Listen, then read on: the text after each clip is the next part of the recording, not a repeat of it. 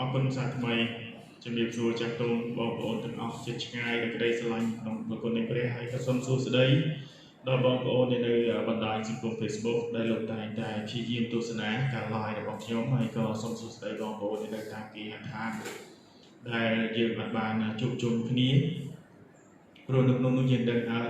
យើងនៅតែបន្តរក្សាប្រាម៉ាស់រក្សាកម្រិតហើយនឹងរក្សាការលាងដៃអញ្ចឹងការជួបជុំគ្នាក៏ដូចគ្នាដែរគឺក្រសួងមិនទាន់អនុញ្ញាតឲ្យយើងជួបជុំគ្នានៅឡើយទេប៉ុន្តែជាទូទៅដោយសារតែយើងនៅជិតគ្នាអញ្ចឹងយើងអាចមានឱកាសនៅក្នុងការជុំគ្នា4 10នាក់អីចឹងទៅអញ្ចឹងថ្ងៃនេះសារជាថ្មីម្ដងទៀតខ្ញុំនៅតែអរគុណដល់ព្រះជាម្ចាស់អរគុណនៅសម្រាប់នៃការអធិដ្ឋានរបស់បងប្អូនទាំងអស់គ្នាជិតឆ្ងាយ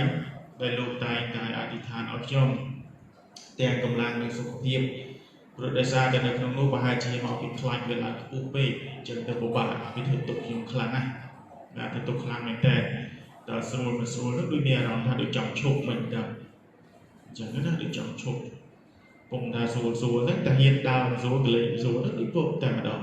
អញ្ចឹងសូមបងប្អូននៅតែបន្តការអធិដ្ឋានបន្តទៀតសម្រាប់កម្លាំងសុខភាពសម្រាប់ខ្ញុំហើយនឹងពិសេសទៅទៀតអរគុណសម្រាប់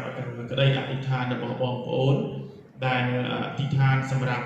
កម្មវិធីផ្សាយនៅក្នុងកម្មវិធីចម្លើយជីវិត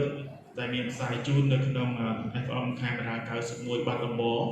ដែលផ្សាយចេញពីម៉ោង 5 ដល់ម៉ោង 6 រៀងរាល់ល្ងាចនៅក្នុងនោះ live ផ្ទាល់ថ្ងៃច័ន្ទទីពុធហើយថ្ងៃប្រហោះដល់ថ្ងៃអាទិត្យយើងចាក់សារឡើងវិញក៏មានបងប្អូនមួយចំនួនលោកនៅតែមិនដឹងដូចគ្នាហើយក្នុងនោះដែរសូមនៅតែបន្តការអធិដ្ឋានពីព្រោះលើកនេះលោកអគ្គនាយកលោកបានអនុញ្ញាតឲ្យទៅដល់1ឆ្នាំតែឲ្យទៅដល់1ឆ្នាំនេះនោះអញ្ចឹងខ្ញុំអត់ដឹងថាព្រះធ្វើការយ៉ាងណាជាមួយលោកនិងបងប្អូនដែលលោកជាអ្នកស្ដាប់ត្រូវការព្រះបន្ទូលយ៉ាងណាខ្ញុំអត់ដឹងទេសូមអធិដ្ឋានឲ្យខ្ញុំពួកខ្ញុំដូចជំរាបជូនអញ្ចឹងខ្ញុំអត់ចង់ឲ្យមានចំណុចណាមួយដែលខ្ញុំគិតថាជាមនុស្សម្នាក់ដែលធ្វើឲ្យបងប្អូនខ្លាចធ្វើឲ្យបងប្អូនគោរពអីអត់ទេក៏អ្វីដែលសំខាន់ជាងគេភាពស្និទ្ធស្នាលរវាងដូចសាច់ញាតិបងប្អូនខ្ញុំជួយចាត់ការចិត្តអញ្ចឹងហើយបានជាទូទៅសម្លៀកបំពាក់ដែលខ្ញុំស្លៀកពាក់ទោះបីចូលនៅក្នុងកម្មវិធីក៏ដោយខ្ញុំអត់ចូលចិត្តដូចមានគម្លាតឆ្ងាយខ្ញុំអត់ចង់អញ្ចឹងទេក៏ប៉ុន្តែដឹងហើយនៅក្នុងនោះបងប្អូនដឹងស្រាប់ហើយវាជាកំហុសមួយសម្រាប់ខ្ញុំផងដែរហើយតែបានជាកំហុសខ្ញុំពីព្រោះតាមធម្មតាទួនាទីការងារយើងគួរតែបំពេញក៏ប៉ុន្តែខ្ញុំអត់បានបំពេញតួនាទីរឿងសម្លៀកបំពាក់នឹងផ្ទាល់តែម្ដងព្រោះធម្មតាយើងចូលទៅផ្សាយយើងត្រូវការឲ្យអាវក្រសេធំហ្នឹងហើយ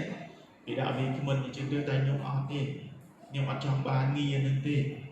ហើយសូម្បីតែស្អីណាទៀតក៏អត់ដែរគាត់ថាជាជនសាមញ្ញម្នាក់ដែលព្រះទ្រង់ប្រើចង់រួមចំណែកព័ន្ធកិច្ចផ្សាយដំណឹងជាមួយនឹងបងប្អូនខ្ញុំសប្បាយចិត្តណាស់ទៅហើយនឹងនិយាយតែត្រង់សប្បាយចិត្តណាស់ទៅហើយចឹងថ្ងៃនេះជាថ្ងៃចុងខែ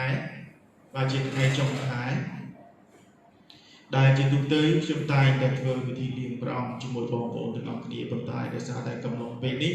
បងប្អូនមួយចំនួននៅជិតឆ្ងាយលោកពិបាកនៅក្នុងការធ្វើដំណើរមកហើយណាមួយវិញសោះទៀតយើងពិបាកនៅក្នុងការជួបជុំដូច្នេះសូមបងប្អូននៅតែបន្តការអធិដ្ឋានបើទោះបីបងប្អូនមិនបានមកចូលរួមថ្វាយបង្គំតែសូមផ្ញើចិត្តនិងក្តីស្រឡាញ់ពីខ្ញុំផ្ទាល់ទៅដល់បងប្អូនទាំងអស់គ្នាហើយសូមនឹកចាំពីប្រគុណនិងក្តីស្រឡាញ់របស់ព្រះអង្គឲ្យនៅតែមានព្រះអង្គជាអ្នកដឹកនាំជីវិតយើងគ្រប់ពេលវេលាទាំងអស់នៅថ្ងៃនេះខ្ញុំចង់លើកទឹកចិត្តដល់បងប្អូនទាំងអស់គ្នាជាមួយនឹងព្រះបន្ទូលរបស់ព្រះអង្គខ្ញុំសូមទោសដែលខ្ញុំស្លៀកពាក់យ៉ាងនេះឬក៏អង្គុយចឹងចង់ឲ្យបែកយើងបន្តិចពួកខ្លាចស្វាពួកបែកយើងមកខ្លាញ់សុតតែម្ដងបាទខ្លាញ់សុតតែម្ដងហើយបើសិនជាមានអ្នកគេអាចចំហៀវបានខ្ញុំចង់ឲ្យគេចំហៀវអត់គេថាភាគច្រើនទៅចំហៀវចោលម្ដងទៅចំហៀវបើសិនជាចំហៀវបានដូចសាជូអីខ្ញុំសុខចិត្តមែនតាកុំឲ្យវាតឹងពេកអរគុណច្រើនថ្ងៃនេះខ្ញុំចង់លើកទឹកចិត្តដល់បងប្អូនទាំងអស់គ្នានៅក្នុងនោះខ្ញុំនៅតែចង់លើកទឹកចិត្តដដែលជាដដែលពាក់ព័ន្ធទៅនឹងការលើកទឹកចិត្តពាក់ព័ន្ធទៅនឹងជីវិតរបស់យើងហើយនឹងការបង្ហាញពីប្រគុណនៃក្តីស្រឡាញ់របស់ព្រះខ្ញុំបានតែងបទចម្រៀង2បទតែងរួចហើយខ្ញុំច្រៀងរួចហើយដែរតែខ្ញុំអត់ទាន់ហ៊ានបង្ហោះចេញទេ ពីព្រោះខ្ញុំត្រូវសួរមួយទៅថាតតែយើងប្រើពាក្យមួយព្រោះយើងយកបទភ្លេងគេមកហើយយើងតែលំនាំចូលអញ្ចឹងតើយើងប្រើពាក្យ cover បាទអញ្ចឹងទៅខ្ញុំព្យាយាមនៅក្នុងការធ្វើដើម្បីឲ្យបានបទថ្មីចេញទៅបងប្អូនទាំងអស់មិនសរសើរទេចង់គ្រាន់តែចង់ឲ្យស្ដាប់បាទអំណរសប្បាយនៅក្នុងប្រវត្តិមានបងតែខ្ញុំត្រូវការជួយខ្ញុំត្រូវការអ្នកជួយព្រោះខ្ញុំធ្វើជាខ្ញុំចូល account master នឹងហើយតែអត់ដឹងថា save ចេញមកយកទៅក្នុងណាអត់ទាន់តែងាយយកទៅមួយដឹងជួយខ្ញុំបងអរគុណច្រើនថ្ងៃនេះខ្ញុំចង់លើកទឹកចិត្តមនុស្សប្រឹងឲ្យបានទ្រព្យឲ្យព្រះទ្រង់មកជួយជីវិតមនុស្សមានបាបម្ដងទៀតមនុស្សប្រឹងឲ្យបានទ្រព្យឲ្យព្រះទ្រង់មកជួយជីវិតមនុស្សមានបាបនេះគឺជាពាក្យដែលខ្ញុំចង់ជួយឲ្យលើកទឹកចិត្តដល់បងប្អូនទាំងអស់គ្នានៅក្នុងនោះខ្ញុំមាននៅការកពីដំណឹងល្អយ៉ូហានជំពូក7នៅខ37ដល់ខ39ដូច្នេះខ្ញុំសូមអានជូននៅថ្ងៃក្រោយបង្អស់ជាថ្ងៃបុណ្យយ៉ាងសំខាន់នោះព្រះយេស៊ូវទ្រង់ឈរបន្លឺឧទានប្រកាសឡើងថាបើអ្នកណាស្រែកចូលឲ្យអ្នកនោះមកឲ្យខ្ញុំហើយផឹកចុះអ្នកណាដែលជឿដល់ខ្ញុំនោះនឹងមានទន្លេទឹករស់ហូរចេញពីពោះខ្លួនមកដូចជាគម្ពីរសម្ដែងហើយតែសេចក្តីនេះគឺទ្រង់មានបន្ទូលពីព្រះវិញ្ញាណដែលអស់អ្នកជឿដល់ទ្រង់នឹងទទួលនឹងត្រូវទទួលត្បិតព្រះវិញ្ញាណបរិសុទ្ធមិនទាន់យាងមកដោយព្រោះព្រះយេស៊ូវមិនទាន់បានដំណើរឡើងនៅឡើយអត្ថបទថ្ងៃនេះខ្ញុំចង់លើកទឹកចិត្តដល់បងប្អូនទាំងអស់គ្នាថាមនុស្សត្រូវការជីវិតតែបែរជាសម្លឹងទ្រព្យទៅវិញម្ដងទៀតមនុស្សត្រូវការជីវិតតែបែរជាសម្លឹងទ្រព្យទៅវិញតើជារឿងពិតឬក៏អត់ក្នុងលោកនេះ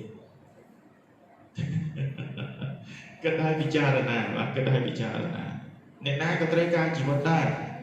ក៏ប៉ុន្តែនៅពេលដែលយើងសម្លឹងទៅជាទ្រព្យទៅទ្រព្យទៅវិញអរគុណច្រើនថ្ងៃនេះខ្ញុំឲ្យចំណងជើងព្រះបន្ទូលដែលយើងនឹងពិចារណាជាមួយគ្នាអំណរចេញពីចិត្តអំណរចេញពីចិត្តចាំមើលអំណរចេញពីចិត្តនេះដោយព្រមតែទ្រព្យសម្បត្តិមួយក៏ជីវិតពិតរបស់បងប្អូនទាំងអស់គ្នាដូច្នេះសម្រុំចិត្តហើយអធិដ្ឋានជាមួយខ្ញុំព្រះជាអង្គម្ចាស់ដែលពេញទៅដោយអំណាចជាស្ដាគុណពិតជាអរគុណព្រះអង្គដែលទ្រង់ព្រមយាងមកផែនដីនេះតាមជួយកូនទាំងអស់គ្នាដែលជាមនុស្សមានបាបតាមស្វែងរកហើយត្រាស់ហៅយកមកដើម្បីសម្អាតលាងឲ្យคล้ายត្រឡប់ទៅជាកូនរបស់ព្រះអង្គបើតាមនិស្ស័យសាច់ឈាមនិងអំពើបាបរបស់កូនទាំងអស់គ្នាមិនអាចនឹងស្គាល់ពីព្រះគុណនៃក្តីស្រឡាញ់ព្រះអង្គឬក៏អាចនឹងបានវិលត្រឡប់មកវិញទេអរគុណទ្រង់ដែលព្រះអង្គមានផែនការគ្រប់យ៉ាងដើម្បីជួយដល់កូនទាំងអស់គ្នាមិនថាពួកហោរាមិនថាពួកសាវកឬក៏អ្នកសំណប់របស់ព្រះអង្គបេសកជនក្រុមផ្សាយដំណឹងល្អផ្សេងទៀតនោះទេរហូតដល់សូម្បីតែព្រះជីវិតត្រារបស់ទ្រង់ក៏ព្រះអង្គនឹងត្រូវចាត់បញ្ជូនមកដែរដោយសារអំពើបាបរបស់កូនទាំងអស់គ្នាកប់ជ្រៅមិនអាចនឹងមានអ្វីជួយបំភ្លឺហើយនាំទាញឲ្យកូនទាំងអស់គ្នាមកអាចទ្រង់បាននោះទេដូច្នេះហើយកូនអរប្រគុណព្រះអង្គខ្លាំងណាស់នៅថ្ងៃនេះបើសិនជាគ្មានព្រះគុណតាមរយៈរាជបុត្រារបស់ព្រះអង្គកូនទាំងអស់គ្នាក៏មិនមានឱកាសវិលត្រឡប់មកថ្វាយបង្គំទ្រង់ជាព្រះដ៏រស់ក្នុងជីវិតរបស់កូនទាំងអស់គ្នាបានដែរដូច្នេះថ្ងៃនេះសូមប្រើកូនទាំងអស់គ្នាជាប្រយោជន៍បំភ្លឺកូនទាំងអស់គ្នាឲ្យបានស្គាល់ពីគុណតម្លៃរបស់ព្រះអង្គហើយនឹងតម្លៃជីវិតរបស់កូនទាំងអស់គ្នាដែលរស់នៅលើផែនដីដែលពេញទៅដោយអំពើបាបនេះសូមព្រះអង្គដ៏ជាព្រះ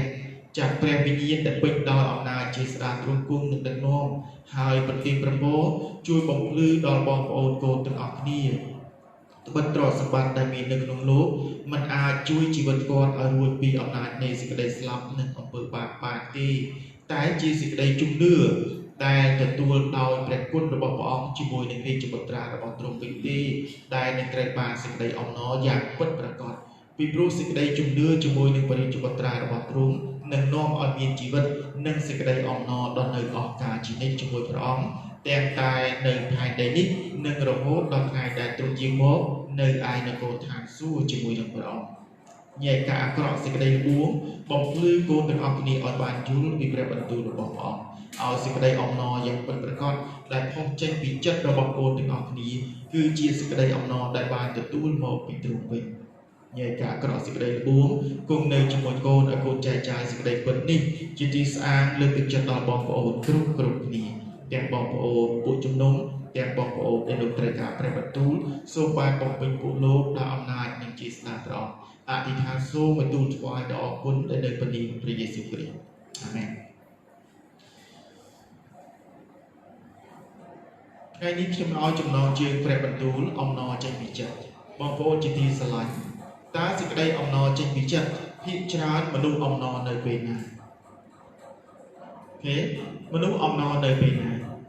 ខ្ញុំជឿយ៉ាងប្រកបអ្វីដែលសំខាន់ជាងគេមនុស្សអាចបានទទួលសេចក្តីអំណរគឺដូចខ្ញុំជំរាបជូនចឹងភាគច្រើនគឺមនុស្សត្រូវការទ្រព្យកាលណាបានទ្រព្យគឺគាត់សប្បាយចិត្តហើយអ្វីៗគ្រប់យ៉ាងគឺសប្បាយចិត្តវាអត់ខុសទេខ្ញុំបានជំរាបជូនហើយជំរាបជូនទៀតមិនមែនមានន័យថាអូពេលដែលស្ដាប់ព្រះបន្ទូលថ្ងៃនេះទៅបាយជាគិតថា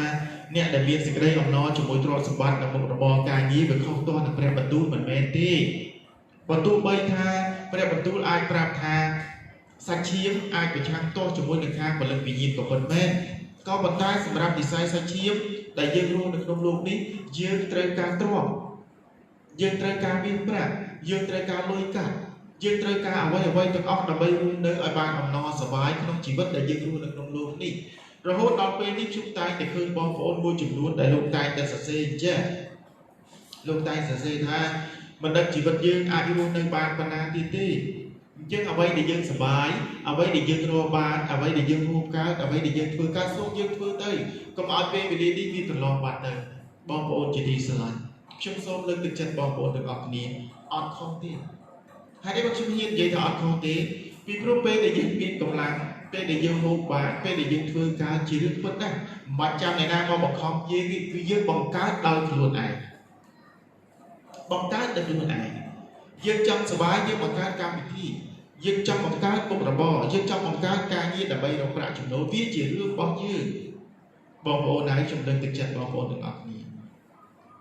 ឡូវនេះខ្ញុំក៏មានឃើញបងប្អូនជាច្រើនទៀតដែលលោកតែនិយាយថាកុំចេះតែហ៊ានណាប្រយ័ត្នដូចខ្ញុំលោកប្រើពាក្យហ្នឹងទៀតណាកុំចេះតែហ៊ានប្រយ័ត្នដូចខ្ញុំហេតុអីបានខ្ញុំកុំចេះតែហ៊ានប្រយ័ត្នដូចខ្ញុំការដែលញ៉ាំអត់តមឃើញការដែលញ៉ាំអត់តមការដែលធ្វើអ្វីគ្រប់យ៉ាងអត់មានការប្រុងប្រយ័ត្នដូចជាម្នាក់ខ្ញុំឃើញនៅក្នុង Facebook ដែលលោកបានបង្ហោះមានឃើញបងប្អូនមានឃើញឃើញជើងគាត់កន្លែងនេះអាកន្លែងក្បាលជង្គង់ជំនាញនេះណាគាត់ប្រមូលសម្រាប់យកទៅដុតណាគាត់ប្រមូលសម្រាប់យកទៅដុតជាដល់ពេលប្រមូលយកទៅដុតក៏អត់ដឹងថាកំពុងហ្គេមដែលគេចោលអាស្ប៉ាយបាញ់ហ្នឹងនៅក្នុងហ្នឹងឯងគាត់គេឈរដុតទៅឆ្កឹះដុតចឹងស្រាប់មានអីភូមិមកវប៉ាំងជើងនេះហឹងដូចគេវាយចឹងហើមយកនេះតែម្ដងចឹងហើយបានគាត់ថតបង្ហោះមកគាត់ថាម៉េចថាបងប្អូនកុំឲ្យធ្វើប្រហែលដូចខ្ញុំណាមុននឹងធ្វើអីត្រូវបានល្មិតល្មមសូម្បីតែសម្រាប់ឃើញអត់សូម្បីសម្រាប់ក៏អាចបង្កផលប៉ះពាល់សម្រាប់ជីវិតយើងដែរគិតឲ្យពិចារណាឲ្យមែនទេអញ្ចឹងបានថាដូចខ្ញុំជម្រាបជូនថាពេលដែលយើងនឹងមានកម្លាំងសុខភាពល្អយើងមិនសូវចេះខ្វល់ខ្វាយពីជីវិតប្រមាណទេយើងយកការភ្លើតការអសប្បាយនៅក្នុងជីវិតរបស់យើងសំដៅសួរខុសហើយព្រោះមនុស្សក្នុងโลกគ្មានអ្នកណាគេចង់លំបាកអត់មានអ្នកណាចង់លំបាកទេចង់អសប្បាយចង់អំណរបានន័យថាបើសប្បាយរាល់ថ្ងៃអូអានេះយើងសប្បាយចិត្តមែនទេក៏ប៉ុន្តែមានបងប្អូនខ្លះបាទដូចខ្ញុំជំរាបជូនចឹងមានបងប្អូនខ្លះអស់លោកតែមានខ្លះក៏អត់ដែរហ៊ានទៅណាព្រោះគាត់ខ្លាចសូម្បីតែញ៉ាំចំណីចំណុកអីនោះក៏គាត់មិនសូវហ៊ានដែរមិនបានមិនសូវហ៊ានគាត់ថាអត់ទេឥឡូវញ៉ាំអីកន្លែងកើតដែរដាក់នេះទៅជួយដាក់នោះទៅពិបាកដាក់នេះទៅបញ្ហាចេះដាក់នោះទៅបញ្ហាចុះដល់ពេលអញ្ចឹងគាត់លែងចង់ហូបអីស្អីក៏ទៅបានដែរតាកណាទៅបងប្អូនឲ្យខ្ញុំលើកទឹកចិត្តបងប្អូនទាំងអស់គ្នាដើម្បីសុបាយមនុស្សត្រូវបង្កើតកម្មវិធីទាំងអស់បងប្អូនធ្វើយ៉ាងណាបែបយ៉ាងណាខ្ញុំមិនដឹងទេក៏ប៉ុន្តែនៅក្នុងនោះទាំងក្រុមគ្រួសារបងប្អូនហើយនិងខ្ញុំយើងតែងតែចង់បានភាពអំណរសប្បាយនៅក្នុងក្រុមគ្រួសារ ប៉ុន្តែសំណួរសួរថាពេលដែលយើងសម្លឹងមើលទ្រព្យសម្បត្តិយើងគិតថាមានតែទ្រព្យសម្បត្តិទេដែលជួយឲ្យក្រុមគ្រួសារយើងសុបាយតើវាជារឿងពិតទេគិតមើលរឿងពិតទេបានលុយមានលុយកាក់មានអ្វីអ្វីគ្រប់យ៉ាងទាំងអស់ពិតតែធ្វើឲ្យក្រុមគ្រួសារយើងសុបាយមែនទេចឹងបានថាបងប្អូនរៀនទទួលស្គាល់សុបាយដែលព្រោះលុយកាក់អូខេដូចជាចំហាយទឹកទេគឺមួយឆាយនៅពេលដែលអស់លុយកាក់ទៅយើងក៏មានបញ្ហានោះចឹងបានថាបងប្អូនហើយខ្ញុំលើកទឹកចិត្តហើយលើកទឹកចិត្តទៀតជីវិតដែលយើងកំពុងរស់នៅក្នុងโลกនេះមនុស្សមិនមែនត្រូវការតែទ្រព្យសម្បត្តិមួយមុខតែប៉ុណ្ណោះទេខ្ញុំជឿយ៉ាងប្រកបថ្ងៃមួយនឹងមកដល់បងប្អូននឹងនិយាយដល់ខ្លួនឯងនឹងនិយាយដល់ខ្លួនឯងយកមកធ្វើអីបើមានប្រាក់ទ្រព្យសម្បត្តិមានមិនខ្វះតែលទ្ធផលចុងក្រោយយើងហាក់បីដូចជាមនុស្សដែលនៅឯកោដដែលទេដូចជាមនុស្សដែលនៅក្នុងគុកដដែលហ្នឹងតែបានប្រយោជន៍អីឃើញទេចាញ់អាគ្រួសារគេអ្នកក្រគេរកព្រឹកហូបល្ងាចគេរកល្ងាចហូបព្រឹកផងគេហាក់បីដូចជាអំណរសប្បាយនៅក្នុងក្រុមគ្រួសារគេដូចជាមិនមានការទុកអីទេសម្រាប់យើងរាល់ថ្ងៃបើកភ្នែកមកឃើញតែមានបញ្ហារហូតបើទោះបីមានទ្រព្យច្រើនប៉ុណ្ណាក៏ដោយចឹងបានថាបងប្អូនហើយជំនឿទឹកចិត្តបងប្អូនទាំងអស់គ្នានេះឬដែលហៅថាសេចក្តីអំណរដែលចេញពីចិត្តរបស់បងប្អូនទាំងអស់គ្នាចឹងគិតឲ្យពិចារណាឡើងវិញដែលខ្ញុំចង់លើកទឹកចិត្តបងប្អូនទាំងអស់គ្នាយើងទទួលស្គាល់ការពិតរឿងមួយថានៅក្នុងโลกនេះគ្រប់ក្រុមគ្រួសារទាំងអស់គ្មានក្រុមគ្រួសារណាដែលអំណរសប្បាយមួយជីវិតដោយគ្មានទាស់ទន្ទឹងជាមួយគ្នានោះទេហើយក៏គ្មានការងារណាមួយបាទក៏គ្មានការងារណាមួយដែលត្រូវអំណរសប្បាយរហូតដល់មិនហត់នឿយដែលបានប្រាក់នោះមកក៏មិនមានដែរអត់មានទេខ្ញុំសូមលើកទឹកចិត្តដល់បងប្អូនទាំងអស់គ្នាសូមមានការប្រុងប្រយ័ត្ននៅក្នុងជីវិតរបស់បងប្អូនពីព្រោះខ្ញុំចង់ឲ្យបងប្អូនទាំងអស់គ្នាបានទទួលសេចក្តីអំណរយ៉ាងប្រាកដបងប្អូននឹកចាំអត់ទេមានធ្លាប់ចាំពេលដែលយើងអត់ណាពេលដែលយើងអត់មែនតើសូម្បីតែ1000ខ្មែរនៅក្នុងផ្ទះណាតែគ្រួសារយើងហាក់បីដូចជាអំណរសប្បាយជាមួយគ្នាធ្លាប់ចាំមិនធ្លាប់មានអនុស្សាវរីយ៍អស់នឹងទេក៏ប៉ុន្តែបាទក៏ប៉ុន្តែសម្រាប់ពេលឥឡូវយើងតែងតែសម្លឹងមើលថាអានេះក៏មានអានោះក៏មានចុះហេតុអីចិត្តរបស់ខ្ញុំហាក់បីដូចជាមិនស្ងប់សោះគិតឲ្យពិចារណាខ្ញុំចង់លើកទឹកចិត្តបងប្អូនទាំងអស់គ្នាមែនទេពីព្រោះព្រះបន្ទូលខ្ញុំមិនចង់ឲ្យបងប្អូនគ្រាន់តែមកស្ដាប់ដូចរឿងព្រេងនិទានទេព្រោះដូចជានៅថ្ងៃនេះអញ្ចឹងឥឡូវធ្វើយ៉ាងដូចម្ដេចដើម្បីឲ្យដឹងថាសេចក្តីអំណរនោះហូរចេញពីចិត្តរបស់បងប្អូនទាំងអស់គ្នាពីព្រោះព្រះយេស៊ូវទ្រង់មានបន្ទូលអញ្ចឹងអ្នកណាអីគេចូលឲ្យអ្នកនោះមកអ្នកណាស្រែកឲ្យអ្នកនោះមកឲ្យខ្ញុំហើយឲ្យអ្នកនោះផឹកចោលមនុស្សច្រើនណាស់ខ្ញុំសូមលើកទឹកចិត្តបងប្អូនទាំងអស់គ្នាគេត្រូវការសេចក្តីអំណរនៅក្នុងជីវិតភាគច្រើនគេអត់សូវត្រូវការទ្រព្យប៉ុន្មានទេអ្នកដែលចង់បានប្រាក់ខ្ញុំទទួលស្គាល់អ្នកដែលចង់បានប្រាក់អ្នកដែលត្រូវការប្រាក់ពេលដែលឮមុខជំនួយឬមុខរបរណាដែលចំណេញយើងពិតជាទៅចង់រកហ្នឹងក៏ប៉ុន្តែអ្នកដែលកំពុងមានបញ្ហានៅក្នុងផ្លូវចិត្តរបស់លោកអត់ត្រូវការប្រាក់ទេលោកត្រូវការការកំសាន្តចិត្តលោកត្រូវការការលើកទឹកចិត្តពេលខ្លះយកលុយទឹកនំយកមកឲ្យក៏មិនដឹងថាយកធ្វើអីដែរព្រោះវាអត់សុបាយចិត្តឃើញអត់សុបាយចិត្តសួរខ្លួនឯងបងប្អូនសួរខ្លួនឯងទៅហេសួរគិតឲ្យពិចារណាគិតឲ្យពិចារណាចឹងបណ្ដាសូម្បីតែចៅរៀនមួយរៀនណាពេលដែលយើងរៀនអត់សូវប្រកែយើងអត់សូវរៀនអត់សូវប្រកែពេលដែលប្រឡងគឺភ័យជាងគេមុខវិជ្ជាណាដែលយើងអន់ពេលប្រឡងចេញអានឹងមកគឺភ័យអូយអញតែធ្វើមិននេះវិញព្រោះយើងដឹងខ្លួនឯងសមត្ថភាពយើងអត់សូវមានទេមុខចំនួនតែមុខវិជ្ជាដែលយើងត្រូវសិក្សានេះគឺបានតែយើងយល់តិចបំផុតដែរក៏ប៉ុន្តែនៅក្នុងនោះបងប្អូនជាទីស្រឡាញ់ដំណាក់កាលមួយនឹងបន្តសម្រាប់យើងគ្រប់គ្នាដូចខ្ញុំធ្លាប់ជម្រាបជូនអញ្ចឹងពេលដែលយើងមានបញ្ហានៅក្នុងជីវិតបញ្ហាសម្រាប់សុខភាពយើងព្យាយាមរកពេទ្យណាក៏ដោយកន្លែងណាក៏ដោយព្យាបាលខ្ញុំចំណាយលុយប៉ុណ្ណាក៏ដោយខ្ញុំសុខចិត្តដែរបងប្អូនជាទីស្រឡាញ់មនុស្សសុខចិត្តចំណាយលុយចំណាយទ្រព្យធនទាំងអស់ដើម្បីព្យាបាលជំងឺយើងឲ្យបានជាព្រោះចង់រស់នៅតទៅទៀតថ្ងៃដែលខ្ញុំបញ្ចប់កាលពីសប្តាហ៍មុនថ្ងៃពុធ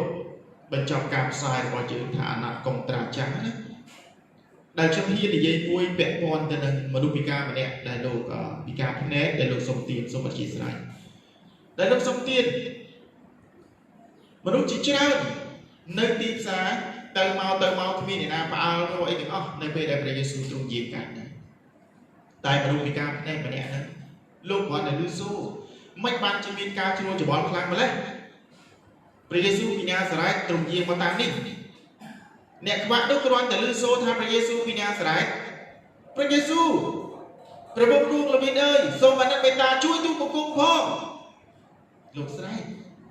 ឃើញទេលោកស្រែកចឹងបានថាបើសិនជាបងប្អូនទាំងអស់គ្នាដើរសុកនៅក្នុងចំណោមមហាជនឬតាមទីសាធារណៈដែលមានមនុស្សច្រើនបងប្អូននឹងស្រែកប្រាប់គេថាសូមជួយខ្ញុំផងគេនឹងរត់មកឲ្យបងប្អូនប្រកាសណាគេនឹងរត់មកហើយគេនឹងសួរបងប្អូនថាកើតអីបើសិនជាបងប្អូនឆ្លើយថាម៉េចខ្ញុំអត់កើតអីទេគេថាយើងមិនគួរអូខេហ្នឹងហើយគេប្រកាសជាថាគួរក៏ប៉ុន្តែបើសិនជាយើងជាអ្នកជំងឺដែលត្រូវឈឺយើងនឹងស្រែកថាបងប្អូនណាដែលដឹងថាពេទ្យកន្លែងណាប៉ាកែអសពណាប៉ាកែសូមជួយខ្ញុំផងអ្នកដែលមិនដែលដឹងអត់ហ៊ានទៅម្នាក់ហ្នឹងទេជឿអ្នកដែលស្គាល់ពេទ្យអ្នកដែលស្គាល់ថ្នាំនៃជំងឺហ្នឹងអត់ហ៊ានទៅជួបទេព្រោះទៅមិនដឹងជួយមិនតែបើអ្នកធ្លាប់ជួបប្រកាសជាគាត់នឹងទៅអូបងឯងអាការៈបែបហ្នឹងបងឯងទៅកន្លែងនោះទៅពេទ្យនោះទៅឬក៏ញ៉ាំថ្នាំនេះទៅបងឯងឆាប់ធូរស្បើយឃើញអត់គឺវាអញ្ចឹងចុះសម្រាប់ជីវិតយើងនេះជាទូទៅដែលបញ្ហារាល់ថ្ងៃនេះសួរថាអ្នកណាចេញមុខដោះស្រាយឲ្យក្រុមគ្រួសារយើងទេដោះស្រាយឲ្យខ្លួនយើងអត់បានណាសោះហ្នឹងណាមានបញ្ហាអីដោះស្រាយនឹងទៅអញ្ចឹងហើយបានជាមនុស្សសម្លឹងឃើញទ្រព្យជាជាងជីវិតតែហ្នឹងតែខ្ញុំចង់លើកទឹកចិត្តបងប្អូនទាំងអស់គ្នាមនុស្សបែរជាសម្លឹងឃើញទ្រព្យជាជាងជីវិតពីព្រោះគិតថាបើសិនជាមានទ្រព្យគឺយើងអំណរសប្បាយប៉ុន្តែជាទូទៅបងប្អូនដែរទោះបីយ៉ាងណាក៏ដោយរបស់កាពី5អញ្ចឹងគ្មានរបស់ណាមួយដែលនៅក្នុងលោកនេះធ្វើឲ្យមនុស្សបានស្កប់ចិត្តគឺអត់ទេតែខាត់គឺអត់ហេតុអីបានជាអញ្ចឹងពីព្រោះមនុស្សមិនគ្រប់10ទេបាន1ចង់បាន2បាន2ចង់បាន3គឺរហូតដល់ថ្ងៃអីដល់ថ្ងៃស្លាប់ធ្លាប់លើពាក្យមួយចាស់ក៏តែនិយាយថាងាប់ហ่าចង់មានចង់បាននេះចង់បានហួរហើយងាប់យកទៅផងហីអ្នកខ្លះគាត់ថាម៉េចគេគាត់ថាអានេះចង់បានរហូតដល់ងាប់បងបីឃើញទេបើនេះតែប្រឹងរហូតដល់ងាប់បងចឹងបានថាបងប្អូនឲ្យសួរតកអត់ខុសហេតុអីបានជាយើងត្រូវធ្វើប៉ុណ្្នឹងនៅតែមិនខុសទៀតពីព្រោះនេះហើយហៅថាលទ្ធផលអំពើបាបរបស់យើងទាំងអស់គ្នាគ្មានអ្នកណាដាក់ឲ្យទេខ្ញុំឃើញបងប្អូនមួយគាត់បានសរសេរគាត់បានសរសេរបើសិនជាគាត់ពិនិត្យសាររបស់គាត់គឺគាត់អត់ដឹងខ្លួនគាត់ខុសទេគាត់សរសេរថាដោយសារតែគាត់និយាយថាការចាស់ឈឺស្លាប់នេះជាបណ្ដាសាររបស់ព្រះចាំបានខ្ញុំសូមលើកទឹកចិត្តបងប្អូនទាំងអស់គ្នាដែលស្ដាប់ព្រះបន្ទូលថ្ងៃនេះកុំយកការចឹងទៅដាក់សរសេរខ្ញុំបានជម្រាបជូនហើយព្រះមិនបានដាក់បណ្ដាសាយើងទេយើងខ្លួនឯងទេដែលធ្វើឲ្យគ្រប់ទាំងអស់ដែលព្រះបង្កើតមកត្រូវបណ្ដាសាអញ្ចឹងហើយបានជាបាទចឹងហើយបានជាគ្រប់គ្នាត្រូវតែហែលឆ្លងនៅក្នុងជីវិតគ្រប់បញ្ហាដែលកើតឡើងក្នុងជីវិតរបស់យើងទោះបីទៅសួរអ្នកណាក៏គ្មានដំណោះស្រាយដែរអត់មានទេពីព្រោះគេក៏មានយើងក៏មានគេក៏មានដូចគ្នាទាំងអស់នឹងគ្រប់បញ្ហារឿងរ៉ាវដែលកើតឡើងក្នុងជីវិតរបស់យើងទុកលំបាកបញ្ហាមានក្របងប្អូនជាច្រើនលោកនិយាយថាម៉េចខំប្រឹងរកទៅវាបានដែរអារឿងមុខរបរមិនចឹងហ៎រឿងលុយកាក់ខំប្រឹងរកទៅតែអាបញ្ហានៅក្នុងខ្លួននេះទុកកង្វល់គ្រប់យ៉ាងដែលកើតឡើងនៅក្នុងយើងស្មុគស្មាញគ្រប់យ៉ាងទាំងអស់នេះអត់មានណាអាចជួយបានព្រោះវាមានគ្រប់គ្នាចំណុចហ្នឹងហើយដែលខ្ញុំចង់លើកចិត្តបងប្អូនទាំងអស់គ្នាកុំឲ្យដាក់បន្ទុកខ្ញុំមកពីមូលហេតុអីណោះមិនបានខ្ញុំអញ្ចឹងឃើញទេនៅពេលដែលបងប្អូនទទួលស្គាល់ថានេះហើយជាលទ្ធផលអំពើបាបរបស់យើងនៅពេលនោះឯងដែលបងប្អូនអាចនឹងសារភាពនៅចំពោះព្រះបានក៏ប៉ុន្តែជាទូទៅនៅពេលដែលយើងមិនបានស្គាល់ពីប្រគុណរបស់ព្រះយើងតែងតែខំប្រឹងខ្ញុំបានជម្រាបជូនហើយ វិស័យរបស់មនុស្សខំប្រឹងតតម្រេះទៅមហាព្រះឲ្យជួយអានេះវិស័យយើងបែបហ្នឹងពុភាច្រើនពុតព្រះយូរពេកអញ្ចឹងក៏ខ្លួនឯងទៅទៀតតែបងប្អូនជាទីស្រឡាញ់នៅថ្ងៃនេះបងប្អូនឃើញទេព្រះយេស៊ូវទ្រង់មានបន្ទូលចឹងអស់អ្នកណាស្រីឲ្យមកឲ្យខ្ញុំឲ្យផឹកចុះតើមនុស្សមានបាបប្រមាណអ្នកដែលស៊ូសុខចិត្តលះបង់គ្រប់យ៉ាងទៅតាមព្រះយេស៊ូវគិតឲ្យពិចារណាហេដំណឹងល្អរាប់សិបឆ្នាំបើយើងគិតវិភាគអំពីស្ថិតិណាស្ថិតិអំពីគ្រិស្តបរិស័ទពីព្រោះនៅក្នុងបទកាពីព្រះអង្គប្រាប់ចឹងបើគ្រប់ចំនួនព្រះទ្រង់និយាយត្រឡប់មកវិញហើយចុះរាប់ពាន់ឆ្នាំមកទល់ពេលនេះសួរថាដំណឹងល្អពីមុនមកបេសកជនបងប្អូនពួកអហោរាអ្នកសំណងរបស់ព្រះតែគេមិនប្រកាសទេឬអីហើយគ្រប់តំណគ្រប់ចំនួននៅតែនាំគ្នាប្រកាសដំណឹងនៃក្តីសង្គ្រោះរបស់ព្រះចុះហេតុអីបានជានៅតែមិនទាន់គ្រប់ទៀតសូមចាំខ្ញុំលើកទឹកចិត្តបងប្អូនទាំងអស់គ្នាពីរព្រះអង្គយកមួយបញ្ជាក់តែមែនតើខ្ញុំលើកទឹកចិត្តខ្ញុំអត់បន្លាចបងប្អូនទាំងអស់គ្នាប៉ុន្តែវាជារឿងពិតលទ្ធផលអំពើបាបរបស់យើងឈ្នួលនៃអំពើបាបរបស់យើងគឺជាសេចក្តីស្លាប់មនុស្សគ្រប់គ្នាដាច់ខាតគឺខានតែបានអ្នកឯងល្អប៉ុណ្ណាអ្នកឯងខំប្រឹងប៉ុណ្ណានៅក្នុងលោកនេះលទ្ធផលចុងក្រោយគឺចប់ប៉ុន្តែសំណួរសួរថាតើចប់ប៉ុណ្ណឹងទេអត់ទេជីវិតអ្នកឯងនៅរស់អ្នកឯងដឹងខ្លួនឯងអត់ហើយពេលដែលអ្នកឯងត្រូវលាចាកពីផែនដីនេះទៅអ្នកឯងទៅណាសូម្បីតែការកើតមកនេះយើងមិនដឹងថាយើងកើតមកមិនផងមែនទេអញ្ចឹងហើយបានជាត្រូវស្លាប់ទៅវិញក៏យើងមិនដឹងថាស្លាប់ទៅមិនដែរទន្ទឹមនឹងការនោះចឹងបានជាមនុស្សខំប្រឹងគ្រប់យ៉ាងទាំងអស់កំឡុងពេលដែលយើងរស់នៅគ្មានអ្នកណាដឹងទេចឹងហើយបានជាព្រះមកព្រះអង្គផ្ដល់ចម្លើយមនុស្សត្រូវការជីវិតឃើញទេមនុស្សត្រូវការជីវិតមិនមែនទ្រព្យសម្បត្តិទេចឹងបានជាខ្ញុំចែកចាយទី1